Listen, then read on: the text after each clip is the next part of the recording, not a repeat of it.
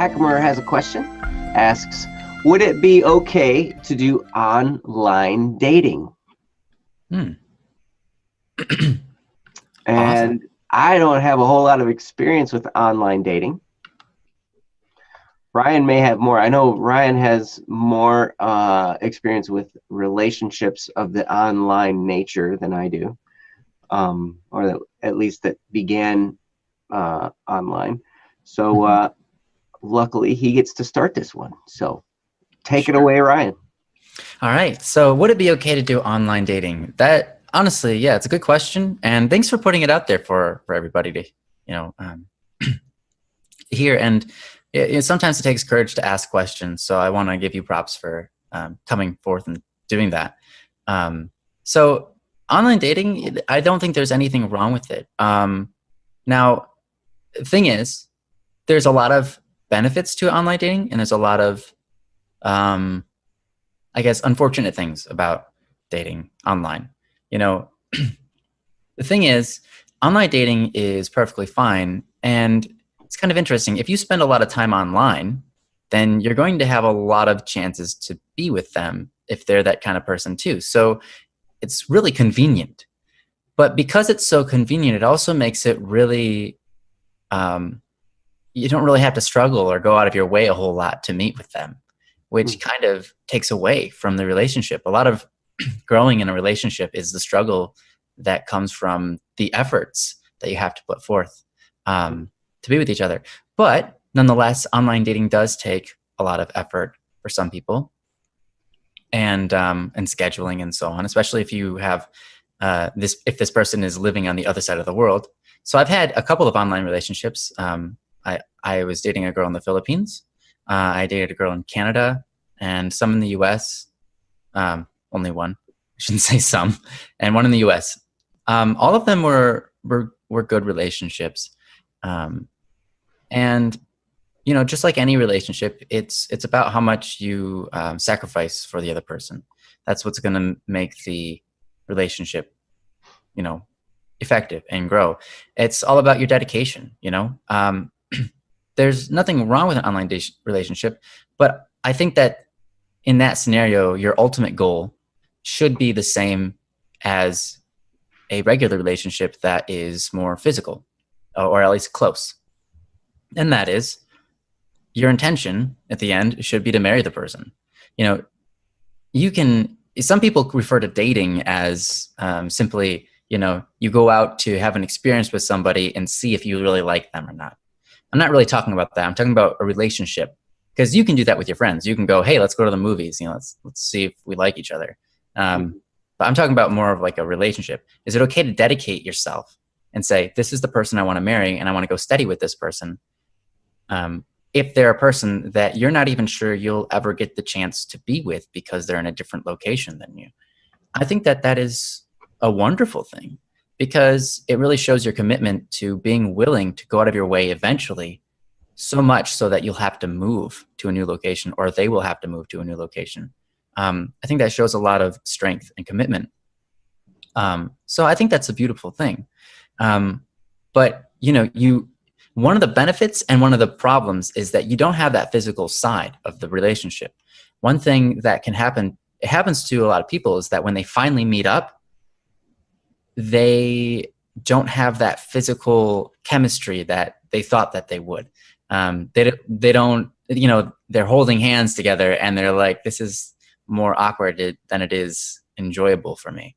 And so then they'll break up, which is understandable. So I would recommend that at some point through your relationship, you go out to meet them, and then, before you try to draw it out too long.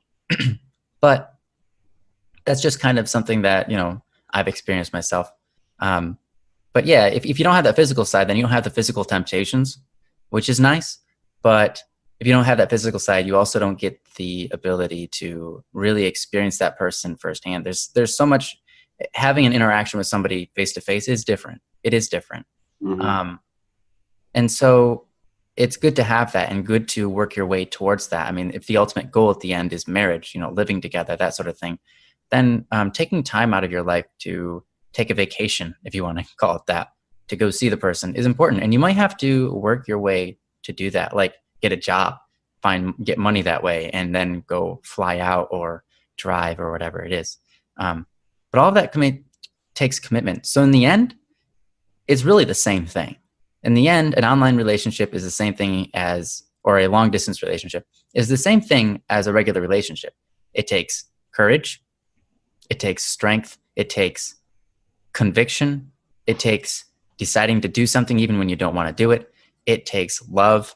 It takes selflessness, or rather charity. It takes a lot of things to make a relationship work. So yeah, which is the same for any relationship. So I said, there's nothing wrong with it. Go for it. I've actually met quite a few people who started online relationships and now they're married. And so it's totally doable. And I don't see why not. You know, I'm not sure how old you are and if your parents or whatever would be against it or anything like that. But yeah, I wish you the best either way. And yeah, that's all I got really. Sure. I mean, it's interesting because I always have to throw out the little disclaimer that I'm sure everybody knows about, because until you actually know who someone is, you don't know who they are.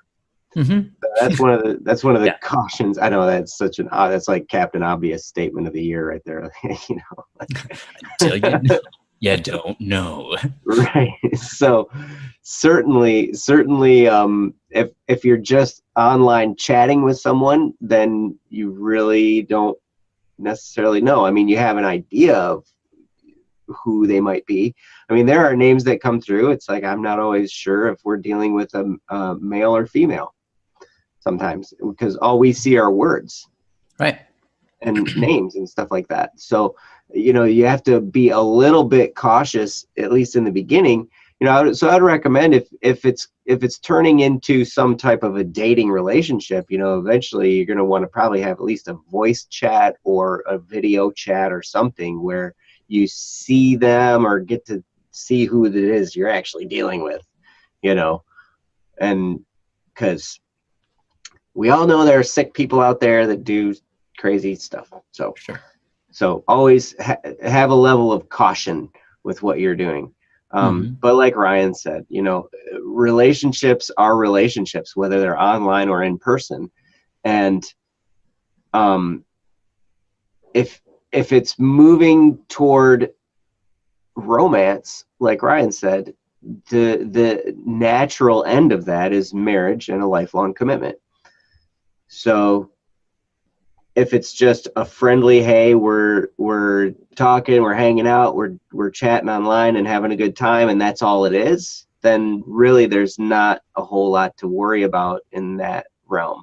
Once it gets to be a little bit more serious and you're starting to think, oh, now we have some we have some romance here to deal with. We got some stronger feelings to deal with. Now you have to start thinking in terms of long-term commitment, more of a thing like that. And that involves, like Ryan said, sacrifice and commitment, and it's going to involve challenges and deeper discussions. So at that point, it helps to really know who you're dealing with. So yeah, I think online, I'm really glad with technology, because I know it used to happen a lot more when all we had were chat rooms and stuff like that. You never knew who it was you were dealing with. And then people have webcams, somebody into meeting them, and then it turned out to be, some crazy person. So you have to, but nowadays we can get to see somebody, on a video chat or something before we actually meet in person. So, my best wishes to you, Hackamur, and that was a tremendous question, and a great one to kick us off, because yeah, relationships are relationships. I love that. Exactly what Ryan said. It's still a relationship, still is going to require, you giving of yourself for the good of the other person. I think it's always important to look at the bigger questions in life and say, what is love? Ask yourself that question. How would you define love? And does that apply in this scenario? And can you love them without being romantic? And should you be romantic? And if you want to be romantic, that's not a bad thing. But yeah, it's always important to ask those questions. And I think the best way to define love is wanting the best for somebody. And carrying that kind of notion throughout your entire relationship is super important, because struggles will come, whether it's online relationship or a close relationship, in proximity. There are going to be a lot of struggles. And you're going to show your weakest sides. You're going to show your worst sides to this person, right? And at the end of the day, a good relationship, at the end of the day, both want the best for each other. And so at the end of the day, you both love each other. And that's what's beautiful about a relationship, is it's a great opportunity to strengthen each other and yourselves. And that happens both online and offline. The nice thing about online relationships is most people have a lot easier time talking about their problems and typing things out. Kind of like, we used to do that before there was the internet. You used to write a letter and you'd be like, hey, I'm sorry I did this, because it's a lot easier to apologize in a letter than it is in person.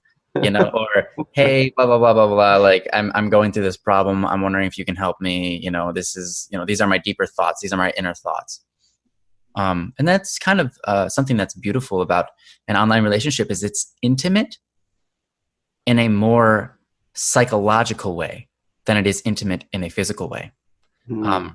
With proximity relationships, close proximity relationships, you do have that that barrier, that mental barrier. People don't like talking about their feelings. People don't like talking about the intimate subjects, the deeper subjects of life. But online, people are a little bit more open. It's easier to get your thoughts out there. And so, yeah, you win some and you lose some in that kind of scenario. But the cool thing about that is, if you take an online relationship and move it to a physical one, now you're already used to talking about those things with that person. And so it also kind of drives you towards success in that realm. Now, when you're close to them, you feel more comfortable talking about your thoughts, talking about your feelings in person, because that's how you started the relationship in the first place. So that can be something that strengthens your relationship. Yeah. I will say, even when you know somebody very well, I'll just speak from personal experience.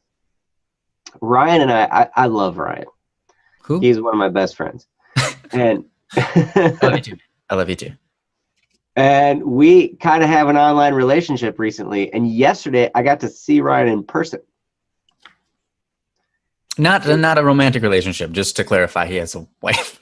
Yeah, right. Yes. I mean, but we met. We had a meeting that for Black Static and Swerve stuff, with potential new business arrangement, and there was it was really cool. But I have to say, I saw Ryan in person, and it was weird. Yeah, was it weird? It is always weird for like the first second. You're like, this is the real person. Like, I know, like it's exciting because I'm like, oh my gosh, I'm actually in this person's presence. I'm not just like on a camera, talking, because I see Ryan like 3 times a week on a video camera. But then, like, in person is different, because you can see all of them and you can see their body language more. You can see their posture. You can interact with them physically, like shake their hand, hug them. Yeah. Yep. So yeah, it's cool. But yeah, so there is a bit of a difference there, and I can totally understand why someone who is, if you've developed a relationship online only, that when you actually get to meet them in person, it gets a little bit weird. Oh yeah, for sure. So but you got to embrace the awkward. That's what life's about. That's absolutely true. Embrace the awkward, because hey, those moments, those are the greatest stories you ever tell, are the awkward moments. That's so true. It really is. We were trading some stories back and forth yesterday, and they were always like, the most interesting ones are always when something really bad happened, or something really weird happened, or something that you're kind of upset. Those are the stories that have the drama and the intense feelings, and they really can captivate people. So if you're going through some kind of trouble, I don't know, Hackamur, if you're in an online relationship right now and you're trying to get that felt out, or if you're looking at doing it in the future and you were just asking for our opinion before you got started, I don't know. But like Ryan said, sometimes embrace the awkward. See where that goes. It can be fun. But be careful. Yep, always got to be careful. I mean, just the way it is. Yes, Frost, the awkward moments are so fun. Yeah. They might not always be fun in the moment because it's awkward. It doesn't feel fun when it's awkward, but then later on you look back, you're like, man, that's a great story to tell everybody. Yeah, you always survive. Yep. So thank you so much for the question. It can be fun if your intention is to make it awkward, even for yourself. Because I remember, in high school, especially at the end of high school, I intentionally caused awkward moments on purpose, just to kind of flare up the emotions and make people really like weirded out and like see how everything would play out. And it's fun to do it on purpose. It is. Yes. Well, thanks again, Hackamur, and hopefully some of that was helpful for you.